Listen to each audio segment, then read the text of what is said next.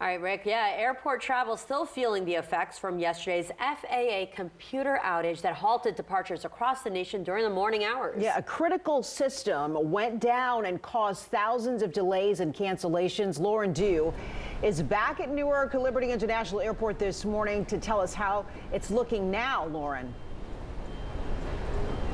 Yeah, Chris and Sima, there's still about a dozen delays, a handful of cancellations this morning, but I'll tell you this, the airport looks a whole lot better than where we were yesterday. Around 7:30 when we got here, this airport was just filled with stranded passengers with no flights being able to take off. And I'll tell you this too, the parking lot, we actually were able to get a spot close by. Yesterday, it was hard to even find a parking spot. So that just goes to show that it is doing a whole lot better this morning. However, talking to my usual airport employees here, they said just wait until about 6 o'clock when those flights start going in and out, and that's when things will start to pick up around here. So we'll keep an eye on things. I'll show you what those boards look like now, though. It looks okay, all right? There's a lot of flights that are on time this morning, but again, there's still about a dozen of flights that are delayed, a handful of cancellations this morning.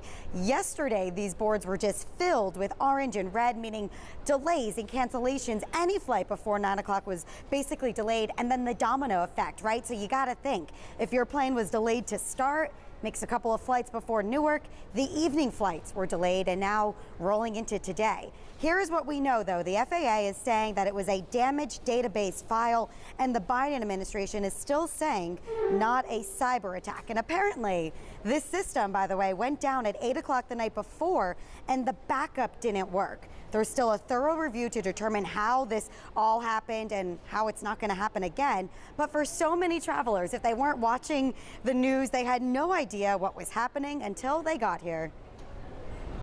I didn't know. I just figured out, I was actually just on my TikTok trying to figure out what happened. I solo travel around the world and it was going to be my first time. So now I don't know really what's going to happen.